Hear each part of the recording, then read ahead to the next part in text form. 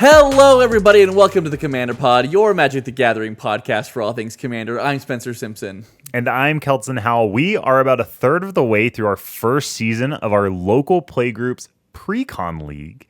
We wanted to share some thoughts on the format. The general idea for the Precon League is that each player starts with a Precon that they then upgrade little by little each week. And you get a point for playing each week and an additional 2 points for winning. And our current season is 11 weeks long, but we play every other week, so it ends up being about 6 months. Yeah, and this was Kelton's idea. Kelton really likes playing Precons, and we don't play them enough. That was my whole plan for why I proposed this, was I have like a bajillion Precons that I've been wanting to play, and I was like, can we please all just play Precons? Yeah, and I don't dislike playing Precons, but I like playing the decks that I've made, and I do generally like playing mid to higher power games just because I like the pace of them. I like playing the power of the cards and everything like that.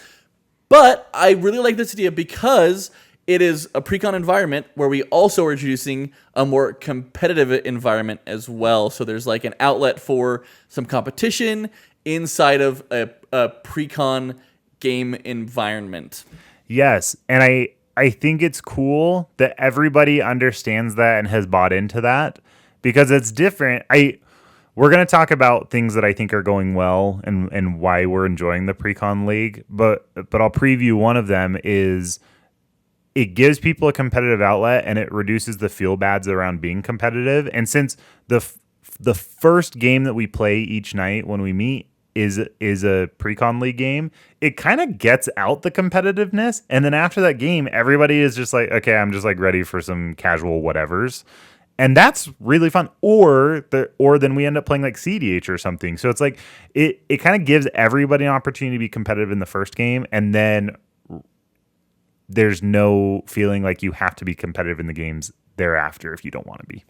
Yeah, and because it's like competitive for like the purpose of I am trying to win, it's never I'm trying to prevent you from winning. And so yes. That which can tend to feel really bad in like casual. Even though that is also like the subtext is like I'm trying to win, which is why I'm trying to prevent you from winning. But because it is like actually like written rules text basically of why we're playing is that I am trying to win and your deck is like a bad matchup against mine specifically.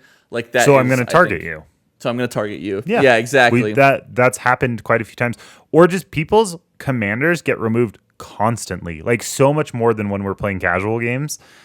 In the Precon League, like it is hard to stick your commander because the commanders are always like really good value engines or really big threats or like, a win con. And so like people's commanders just get removed, pretty freely, which is cool. Yeah. In casual, it's like, oh, we'll let them do the thing maybe once. Exactly. Or whatever, unless it's like something that gets out of control if it does it once. And in a competitive environment, I cannot let you do the thing because that will let you win the game. Yeah, exactly. So the reasons we're holding this, like we said, are because Kelton wanted to play some more Precons and we wanted a more competitive outlet. But we also wanted to have a little bit of a switch up from our typical deck building restrictions or challenges that we do in our playgroup. We often lean into budget, and this does have some budget components, but often we do like $25 budget Commander Night or $30 budget Commander Night, which is really fun, and we've really enjoyed that. And our most recent iteration that actually got canceled was we were going to do $25 budget, but you couldn't choose the top 250 commanders on EDH Rec from the past 2 years. Yeah, we may redo that one because it was shaping up to be pretty fun. But this has kind of scratched the same itch for me, actually. Yeah, exactly. I think that one is going to be very fun. But you're right. This kind of scratches the same itch of pushing us in different creative directions in terms of like the decks we want to play and build. Yeah, and building on that, I think it has caused us to be more creative because looking at our play group and the people who are participating in the league, a lot of people are trying new things. Like they're trying different types of commanders or strategies they don't normally play.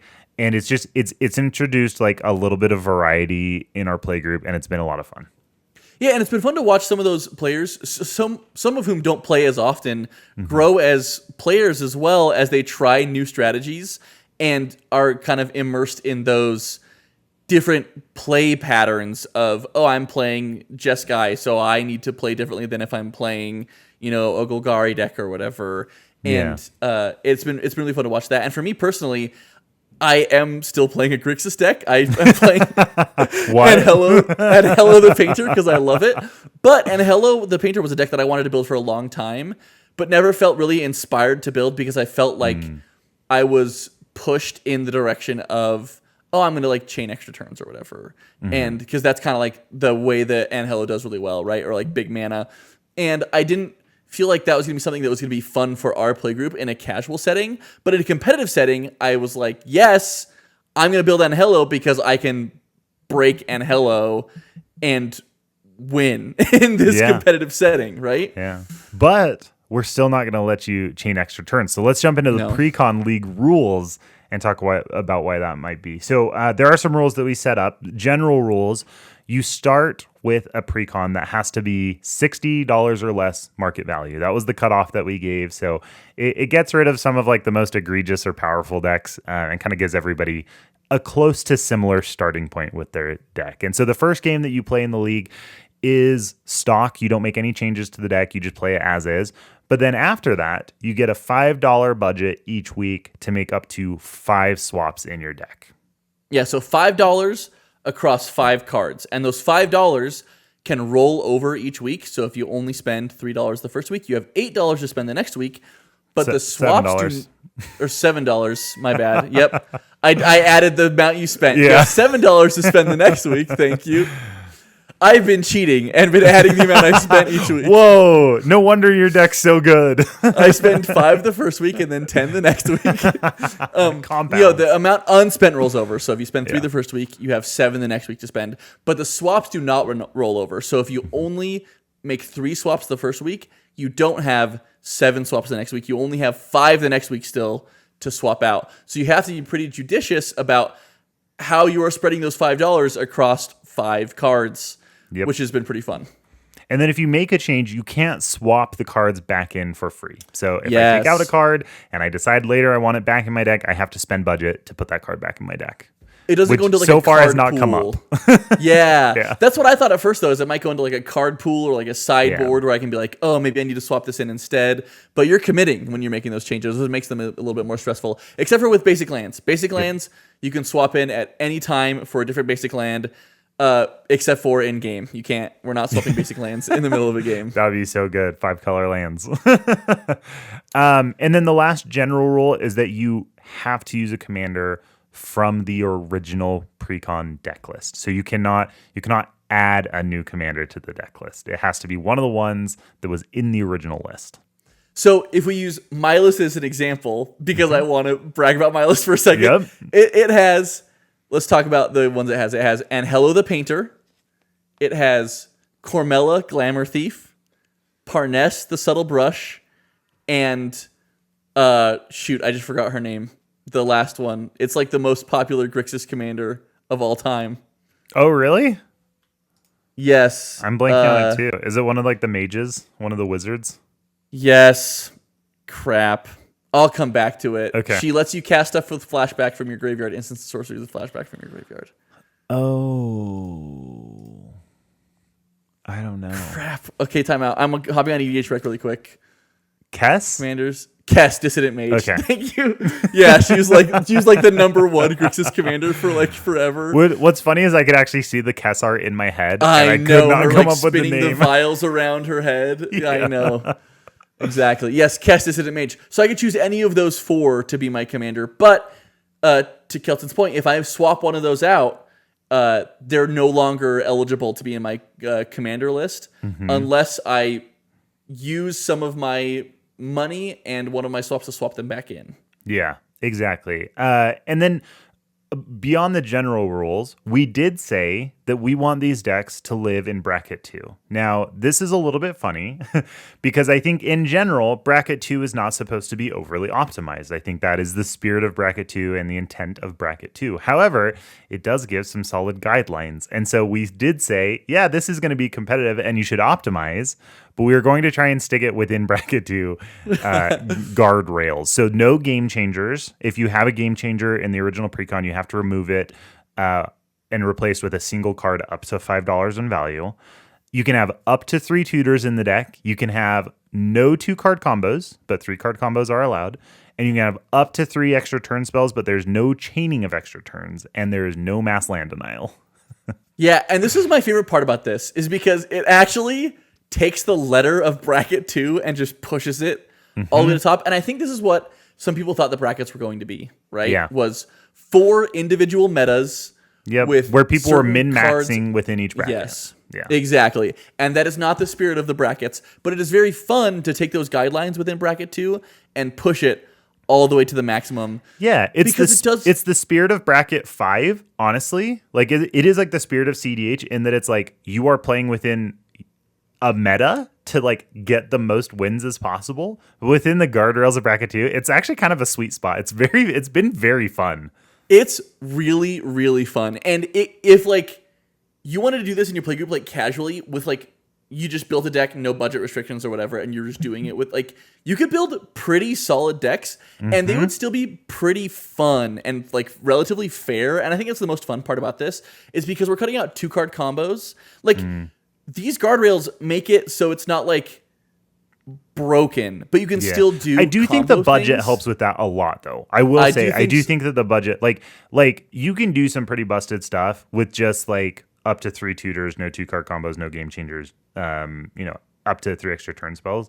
I think that could still get like very, very, very, very, very, but you could have CEDH light basically. I think the fact that you get such a limited budget makes this feel like a completely different flavor of competitive Commander. Yeah, I think that's probably true. I guess I was thinking of a lot of there's a lot of like 2-card combos that are relatively low budget that just like are out the door, and even ones that we were considering 1-card combos that are like hoarding Broodlord lines and stuff like that like are just gone, and so you still have to find 3 cards. But you're right that like, and a lot of like the most egregious tutors and stuff are game changers as well. Yeah, so it's or like, very expensive. Or very expensive, and so the budget does help with the very expensive portion of that. Yeah, I think you're right that maybe budget is. I do think budget does help a lot with this, but I was wondering if maybe budget is like not less important.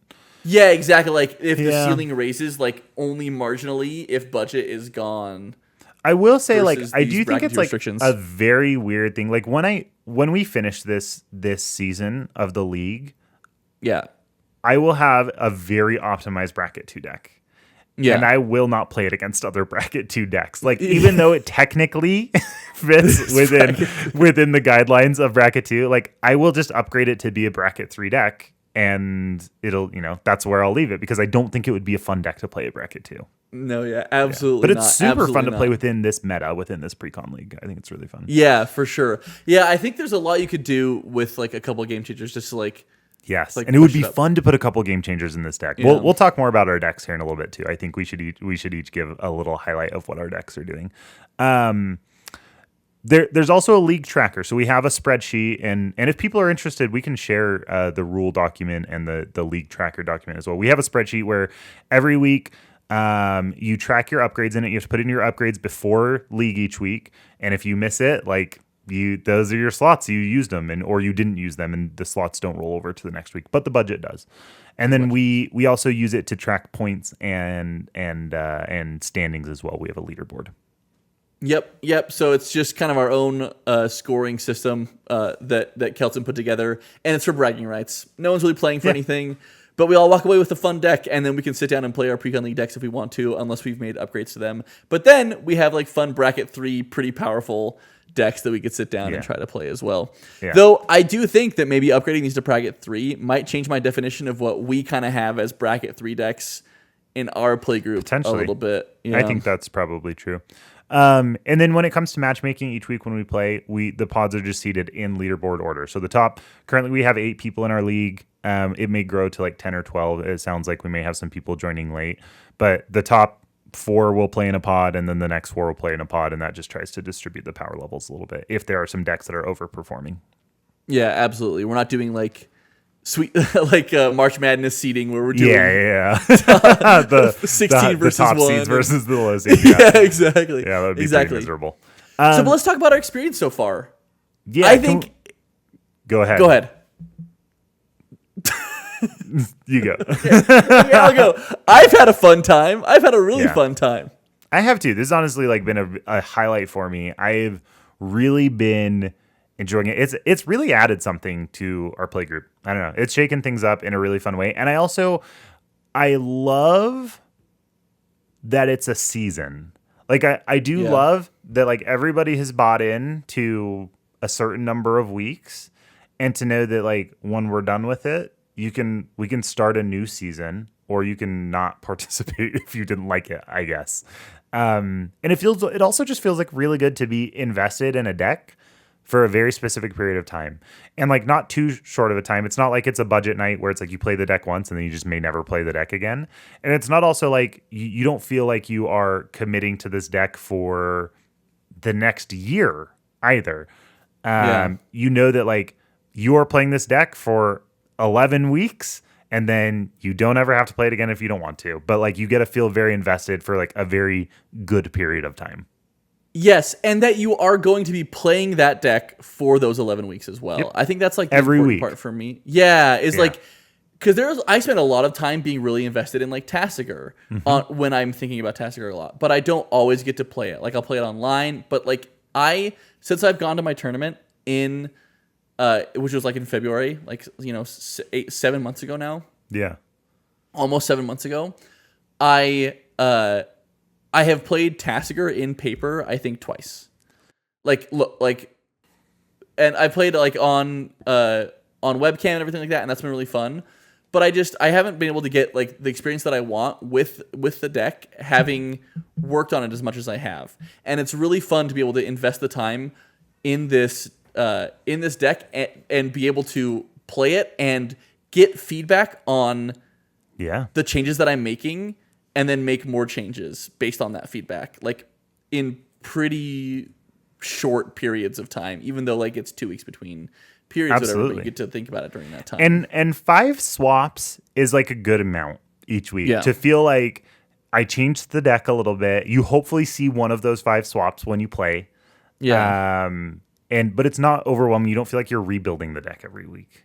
No, and I will say the first week I think I saw like 2 or 3 of my 5 swaps, because it's 5 cards in and 5 cards out. So like not only are you putting in 5 good cards, you're taking out 5 bad cards, and that just makes like a huge difference. And so by the time now we're on week 4. Yeah, we're going to be on week 4, but it would be a third set of swaps, right? Yep. And so that's like 30 total difference in cards, 15 in, 15 out. And that like makes the decks entirely different. When we were talking about just now the swaps, I wasn't realizing that like for the last maybe like 4 or 5 weeks, I'm probably just going to be saving up between 3 weeks. Yeah, for like one really good card. Get like a $10 card or something like that, and then a couple, to like throw them in there. Because that's like you're getting to the point that you've made 30 swaps right after it'll 6 be a weeks. Total of 55 potential swaps over the 11 weeks, which is like absurd, because there's only like 60 cards in the deck that aren't lands, basically, that aren't lands or commanders. Right. and so it's like practically the entire deck that you're swapping out. Yeah, if you don't spend any on lands. Yeah, and I was gonna say, in fairness, I've not spent any time thinking about swapping out lands. Yeah. Me either. Mostly because they honestly don't make that much of a difference. That has also been very surprising to me. I'm playing a 3-color deck. Same. And I haven't gotten overly mana screwed yet. No, me either. Which is crazy. Precons come with like pretty good fixing already. Yeah, they're a little slow. They are slow. They're slow. They're not that They're sure slow. But if everyone's equally slow, who cares? Like That's I don't it. need to. Yeah, I don't think a single person has upgraded a land yet. It's granted we've only had like up to 15 swaps so far, or 20 swaps, 15 swaps so far. 15 would be. But next week, nobody's swapped land yet. I probably need to start doing basics, because I've kind of thrown off the colors of my cards in my deck. So actually, before we go much further on what's working well, tell us about your deck. Tell us what deck you're playing for the league. So I am playing Angelo the Painter, which is the Maestros Massacre Precon from Streets of New Capenna.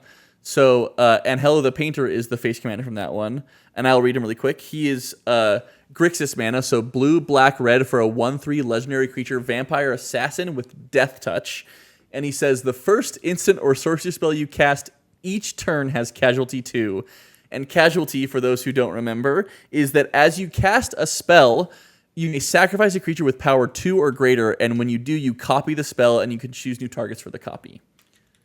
Pretty good. This deck is about making 2-power creatures, sacrificing those creatures, and copying your instants and sorcery spells. So it's a spellslinger deck. What do you want me to tell them about my deck? I guess my strategy for upgrading it so far is... Tell us about the direction that you're taking it. Yeah, so because it's competitive, Kelson and I have talked about our decks at length. Because this is competitive, I have thought about the combos that I want to do to win the game with this deck. This deck has Cormella Glamour Thief in it, in the Precon, which is a really good creature for combos with Saw in Half, or like Heat Shimmer, like copy type effects. Because when I'll read Cormella. Cormella is 1 blue, black, red for a 2/4 legendary creature, vampire rogue with haste. She has an ability for 1 mana and tapping. You can add Grixis mana, so blue, black, red, and you can spend this mana only to cast instant or sorcery spells. And then she says when Cormella Glamour Thief dies, return up to 1 instant or sorcery card from your graveyard to the battle or to your hand. And so when you Saw in Half Cormella, what happens is you have state-based action of the legendary rule. You have to sacrifice 1. But the one you sacrifice has a triggered ability that when it dies, you get an instant or sorcery back. And so you can get Saw in Half back.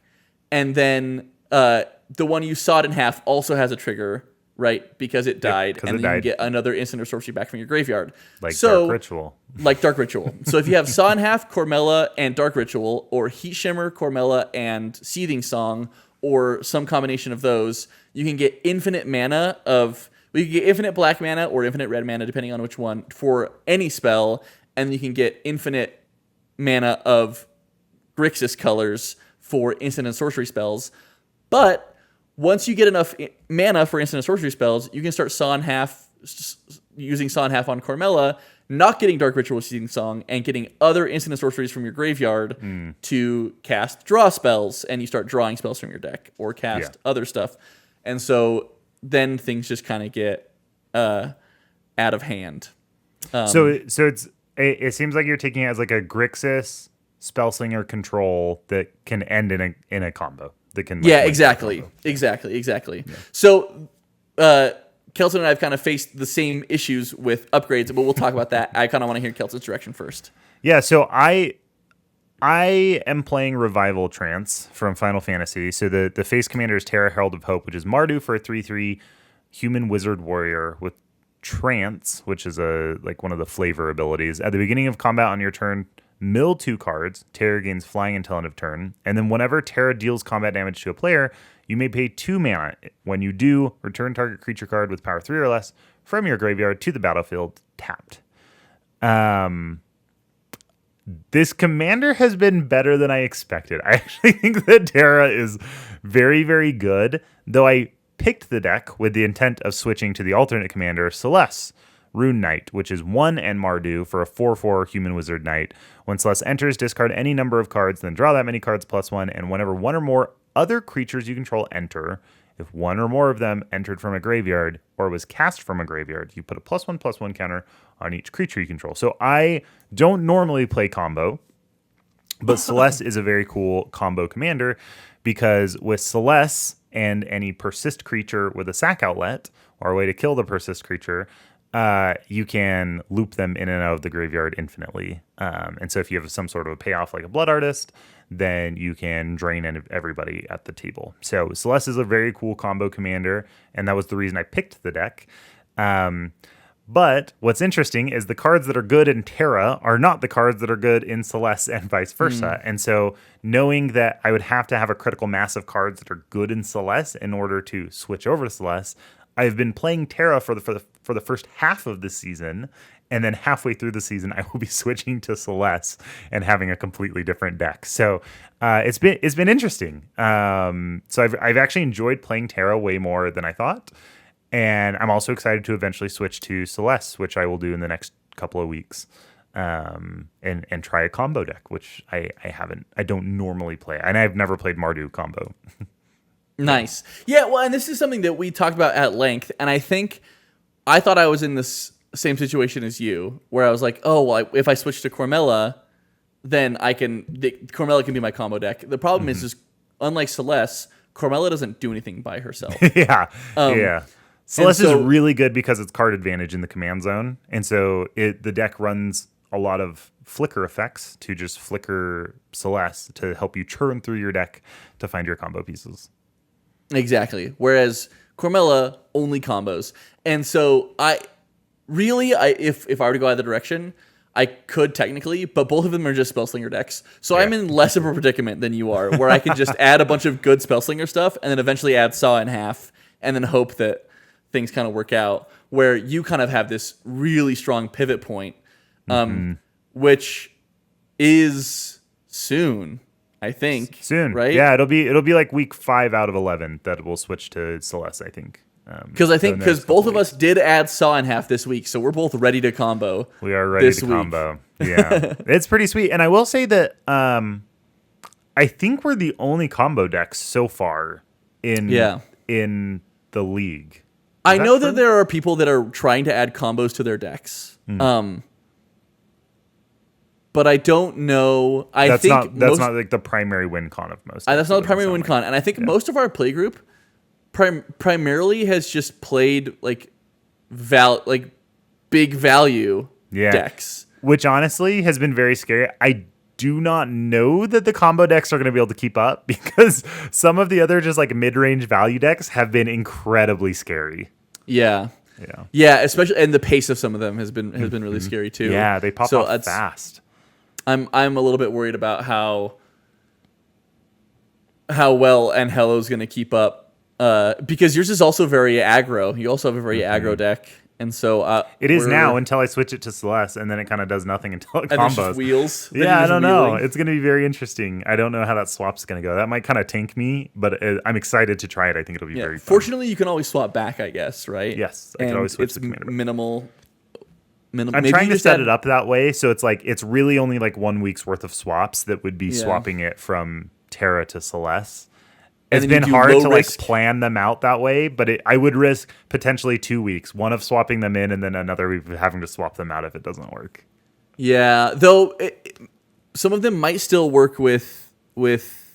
Do some of them still work with Terra at all? I mean, they technically could be reanimated with Terra, but they don't do anything. Like, they're just persist creatures. Like, for the most part, they're just like basically vanilla persist creatures. Gotcha. Yeah, that makes sense. They're not very good. Oh man, you're making me want to look at my list of cards I want to add in now. I know, it's fun. So when I should add in Poppet Stitcher. Poppet Stitcher. I know. I've thought about putting Poppet Stitcher in. It's one of the more expensive in terms of like mana value. It's one of the more expensive persist creatures. So some other things that have worked very well, I think for the most part, like we mentioned at the beginning of the episode, I think this has helped with feel bads and competitive plays. Like for the most part, people expect competitive plays and don't get upset when somebody makes an optimal play or target somebody because they think it's a bad matchup. Yeah, like as I said, we talked about it a little bit, but it's been really, really helpful in that aspect. Because the goal is to win. The goal is to win. Yeah. And like we said, people have been trying new things, which has been really fun. What's been really fun for me, actually, is that this is going to be a new deck that I maintain. We talked about this being something that we're going to be doing for like a period of time. And I like to think that I think about Magic all the time, and I'm always like in Magic and always excited about it. But I'm not always thinking about Magic. And there's like periods of time where I am like all in, I'm building a new deck, and I'm really excited to try it out, and I'm playing it all the time. And then there's times where I'm like in these lulls of not thinking about Magic as much. And so most recently, the thing that's been keeping me thinking about Magic a lot is my Tasker deck and trying to stay in the CDH community. And as life has gotten busier in the past couple of weeks, I've not been doing CDH as much. And it's been really fun to have this as on a bi-weekly cadence, to have something to every couple of days be like, oh man, are those the swaps I want to be making in Anhelo? Like, what do I want to be doing? to be top of mind and to be my next exciting deck that I like take to events as like, oh, I have like my Garth deck and I have my Anhelo deck and I have these are kind of my two that I really enjoy. You know, it's fun. It's fun to be thinking about it and to also be thinking about it in 5-card increments. That has been like the perfect amount to like keep me always thinking about it and always interested, but also not feeling like it's overwhelming. Oh, absolutely. And in those 5-card increments, you always get to look at your deck list and be like, why is this card still in here from the original Precon? Yeah. Why have I not taken this one out yet? I also think it's been very fun to bling out decks. I know that that's the approach that you and I have taken, that when we make those like, 5 swaps for $5, the cards that go into the deck aren't always $5 because we just use whatever the lowest TCG market price is for a card. That's the amount for the swap. But whatever you put into you can put whatever version you want into your deck. So a lot of the cards that I've been like collecting over time that I haven't put into decks that are like very blingy, I'm like, oh yeah, I can like this is a staple that goes in this deck. I can throw my cool Mystical Archive Swords to Plowshares in the deck, and I can put my cool Special Guest Victimize in the deck, and it's fun to see those cards. It's been really fun to bling out the decks. I 100% agree. Can I also put this in something on the column that hasn't worked very well? Yeah. For this experience so far, and it's mostly because it hasn't turned out to be. And I know we're both blinging out our decks, but I am mostly not getting like high value blinging out decks. I'm getting like I'm wanting a Tragic Slip that's like a 15-cent card, and then I'm paying like 20 cents for like a foil Tragic Slip. But the problem is it doesn't end up being $5 worth of swaps. Yeah. Because when I'm looking for a 20-cent Tragic Slip, my LGS has it listed at like $1.60. Yep. And then on TCG Player, it's 20 cents, but then it's $1.30 shipping. So if I want to save on shipping, shipping, you have to get to $5 for shipping for free shipping. I have to get up to $5 from that store, so I have to buy some card I don't want, or see if they have other foils that I want for this deck or whatever. Yeah, sourcing cards is hard, and I mean, I don't know that it really changes if we were to say, well, you change your whole deck at once. Like, it's still hard to source any number 100%. Of cards from anywhere. It's never as easy. It's never the cost that you think it's going to be. So yeah, that is always a bummer. And the flip side of that is like I could just proxy them, and I have proxied some of them already. Several people in the league are just going all proxies, and that's great. It works awesome. Yeah. So it really is no problem, but for me it's been annoying because I want to put actual cards in them and I want to bling them out. Yeah, I've been lucky that so far most of the swaps that I've been making have been like mostly just staples that I've had lying around. Yeah. So far, the ones that I've had to buy are like 20-cent bulk rares that my local game store has had. Yeah, that's nice. Good. Another thing that's been working really well is, honestly, more people in our play group were interested than we anticipated.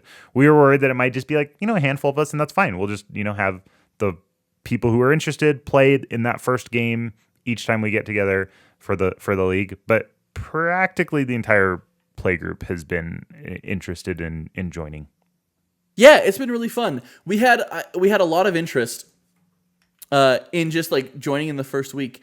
And we've had pretty consistent showings as well. I think the first 2 weeks we had 2 full pods, or nearly 2 full pods playing. Though I think this last week maybe has been starting to taper a little bit. We'll see if it holiday rebounds. Week as well. Yeah. So this is maybe not the best sample size for like if participation remains consistent, but hopefully it does.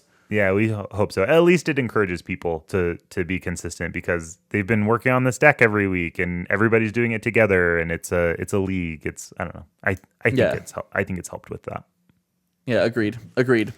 And I think we talked about this a little bit earlier too. I think one of the things that's been really fun about it and that's worked well with it is that it has been an interesting deck building challenge. And especially in terms of sequencing the changes that you're adding to your deck. So it's the first week I was like, it's tempting to say, hey, I'm adding the combo in the first week, but you're not going to find that combo. And Saw in Half for me is like one of the parts of the combo, and Dark Ritual is the other part, and that's $6.50 or whatever. And so I can't add those both in the same week. And so for me, and I think for most people, the plan was, okay, week 1, take out all of the worst cards and put in just like baseline good interaction and card draw, and as much as you can fit in 5 cards for interaction, card draw, and mana fixing / That was ramp. my first set of changes were ramp, interaction, synergy piece, and then my next one was like recursion, interaction, synergy piece, and then my most recent ones were interaction, card advantage, and so now I'm kind of to the point where like, okay, the deck is functioning, it's got the right number of vegetables. And now I need to start thinking about how do I like actually swap my strategy now? How do I actually like pivot my strategy? And that's been hard. It's been really hard to like start to plan those out. Yeah, because I think we're less critical of like some of the vegetables that come in more modern precons as well. Mm-hmm. But the problem is when you're starting to play, when you're trying to beef them up to be more competitive, is you're looking also less at numbers and more at efficiency as well. Mm-hmm. So like my deck had plenty of interaction, but like half of them were 5 mana and up because it was like looking to copy them. Yeah. And so I was like, okay, I have to like ditch all of these for like more efficient interaction, or else I'm losing this game by turn 5 to the Miracle Worker deck or whatever it is that's cheating out stuff with the Death Toll deck. The Death Toll deck. Yeah, that's cheating stuff out of the graveyard. So good. That one's been very good in the league so far. That's awesome. And then I think the last thing that's been really fun is having a meta. It's fun knowing that the swaps, the other decks in the league when you're making your swaps, and that has been very, very fun. Yeah, that's it makes you more conscious of. So Rotten Reunion as an example of a card that I wanted to put in Hello. Can I read that one really quick? It's really please quick. Do. Rotten Reunion. I feel like this is an all-time good card in Anhelo anyways. It is 1 black for an instant. Exile up to 1 target card from a graveyard. Create a 2/2 black zombie creature token with Decayed. So it's just decent interaction for something in a graveyard, but it makes a 2/2 that you can sacrifice to copy a spell later, right? Or if you're already copying it, creates 2 2/2s that you can sacrifice to copy later. So it's already pretty good. Oh, and it has flashback for 1 and a black, so you can do it again later if you need to. But in decks against decks like Terra and Death Toll that already are trying to synergize with the graveyard, this feels so much better as a swap for Anhelo because it is playing into you're going to have good targets. Exactly. Yeah. It's not just like a blind, well, maybe someone's going to have something in a graveyard. No, I know people are going to have stuff in the graveyard that I want to hit. And it also changes your play patterns as well, which is really fun. Mm-hmm. So you can hold on to your interaction, like Rotten Reunion, for actual combo pieces or actual relevant threats that you know are going to come out eventually, rather than just like firing it off at the first thing to get a 2/2 or whatever. Exactly. Yeah, it's been a lot of fun. It's been a wonderful format. I feel like it's really added some variety to our play group. So if it's something you're interested in trying, let us know. Like I said, we can share the rule set that we have and the leaderboard document that we have as well. It's been really fun to track. And maybe at the end, we're going to have to provide an update when we close out the season. We'll have to provide an update on... a crowning of the champion. Yes, exactly. Which will probably not be either of us. But we'll have a guest. We'll have a guest on the podcast. Yeah, that's awesome. Well, thank you all so much for listening. Make sure to subscribe, join our Discord, and until next time, remember to always pay the one.